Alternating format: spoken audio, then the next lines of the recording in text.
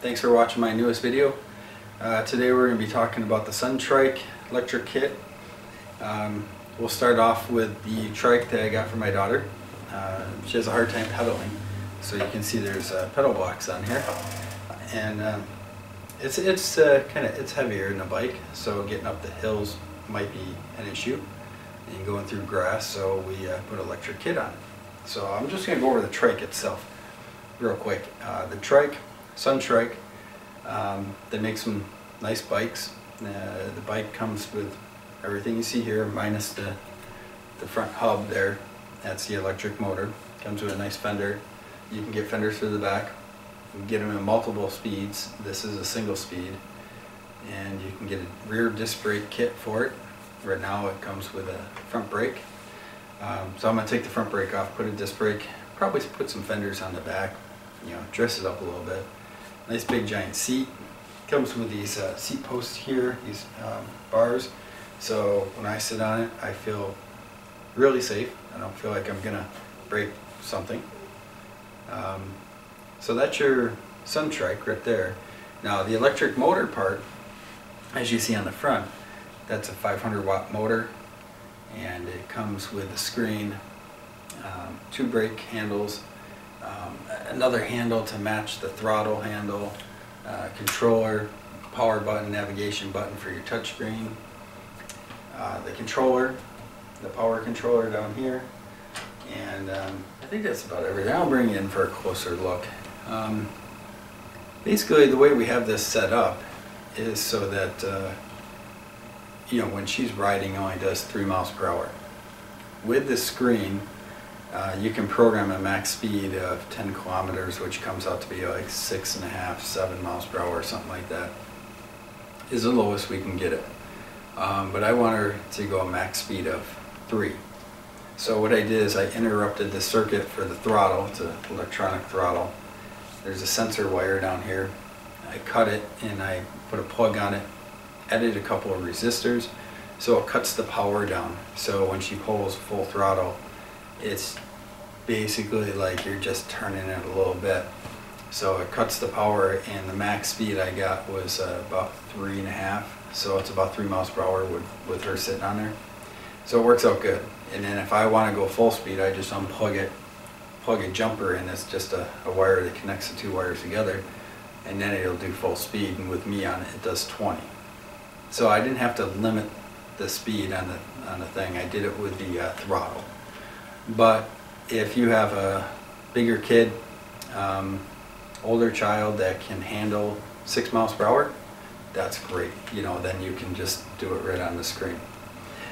So leafbike.com is where I got the kit. 500 watt motor, 36 volt, and all I had to do was get a battery, which I built, and I'll show you that too. So I'll bring you in and I'll show you all the parts on the kit that you get. You can kind of check out the quality, and then at the end I'll have some videos of me cruising up and down the road, and you can check those out. Alright, keep watching. Okay, here's the front wheel, and that's the motor. So this guy's your motor. It comes with these heavy-duty spokes, not thicker than the back, but I imagine you need that. So the wheel is very well balanced, nice and straight when you spin it. There's a power wire coming out. There's the torque arm that I purchased that was extra. I kind of like this because if the bolts loosen up, the torque arm is on there so tight, it keeps the wheel from falling off. So that's kind of a nice safety thing. Also keeps the wheel from torquing on the forks so much and stripping it out or something like that. She doesn't go that fast anyways, but I zip tied the wires the best I could, all the way to the back. I did have to modify the brake just a little bit. So the spacers right there, they're on the back side over here, so I just moved them to the inside, and that gave me more of a pinch without pulling as far. So basically the reason I had to do that is because the front wheel was actually thicker than this one. This one's thinner, so I just had to modify that so the brake pads would grab. Not a huge thing, it only took a few seconds. And I did have to loosen the cable, you know, adjust that a little bit. Not a big deal. Now, the cable actually goes up into a brake handle that they give you. And this brake handle has a sensor wire in it. So when you pull it, it trips the sensor, and that puts it into regen mode at the same time as braking. So if you're going down a big hill and you just pull the handle just a little bit to trigger that sensor without actually braking, it'll start charging your battery as you're going down the hill, and then, you know, cuts off the power to it. Now up here we have our grip that comes with it, matches the other side. This one doesn't do anything. Switches. This switch doesn't do anything. You know, this part here is made to do something like on another bike, like headlights, turn signal, horn. But in this case, this is your forward and reverse. That's your cruise control. And this one, as far as I know, does nothing. Nice big screen. And your switches. Okay. So we're not going to go over the control settings. There's tons of videos for that.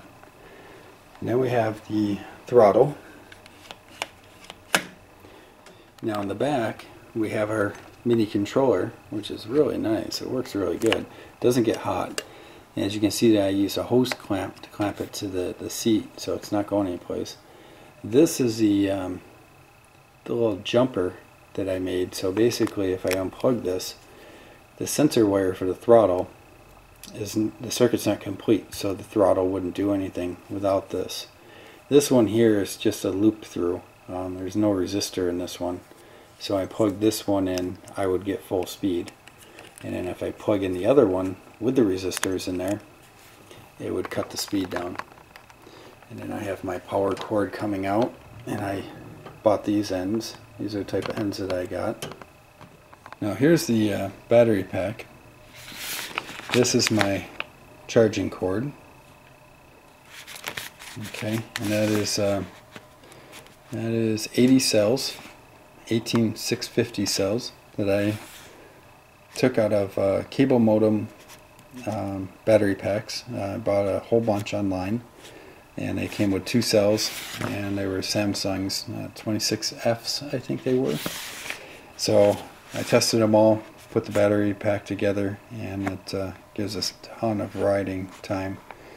And all I have left to do now is wrap them in some heat shrink, which I'm getting a heat shrink from AliExpress, and that's taken a while to get here. So that is why you see it wrapped up in some masking tape right now, because I didn't want anything to, you know, cross the bars and short it out. So, and this, I found this cooler at Fleet Farm, and it fits perfect. The battery fits perfect in there. And I just zip it up, and it doesn't even get warm, not even with me riding on it, so it's great. Okay, so that's about it for the the overview of the kit and the bike. I just want to touch on the customer service part. So you're ordering from China, you don't know what to expect, but I'll tell you, these guys are really good. I emailed them multiple times, usually late at night when I had time, and a lot of times I got a response back that night from these guys. You do have to keep your questions kind of basic and to the point. There is a language barrier there. They probably have to translate some of it, I don't know, but they're really good about the customer service side and helping you out. I asked like a couple of stupid questions, like what's this extra wire for, and they would tell me the instructions. There's really no instructions, so you have to kind of know how to run the wires. There was nothing even saying, what side the power wire should come out, because originally I had it on the other side, and I was going much slower than I was supposed to. Found out I was going in reverse the whole time. So I fixed that. Again, the customer service, great. I mean, it's like a 10 out of a 10. You get answers back like right away, and they do really good at trying to help you. They point you to a couple of videos or some diagrams. Not the best. They should have a video in like how it's mounted step by step. That would be really cool. I'm not going to make one because I already mounted it and I'm not stripping all this stuff down, sorry. What else can we talk about? The product itself, the quality, give it a 10 out of a 10. You know, I've never really had an electric bike kit, so I can't say. But for $280, I get what I want. And it's a good motor, and I've seen some of the specs from the other one.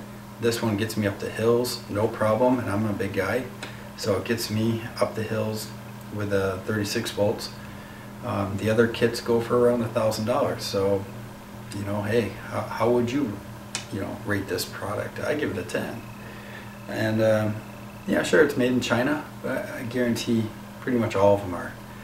And even if the sellers here in the U.S., they might be putting in, they might be getting hubs and then putting them on the wheels with the spokes. They might be doing that part and then upping the price. I don't know. I'm not gonna mention any names, but Leaf Bike, I'm not affiliated with these guys at all. I'm not getting paid for this. They make a good product, and you know, the instructions could be better. So again, very poor instructions on how to do it, almost like none at all. But if you watch some videos, you'll figure it out. I mean, it's kind of common sense on how to mount some of this stuff, and the programming in there on the screen. On this screen here, I forgot what the model number is for this, but there's tons of videos on how to get into the settings and play with that. But they pretty much send it to you ready to go. You just mount it, run the wires, plug it in, you're good to go. So that's about it. So if you got any questions about the kit, I can try to help.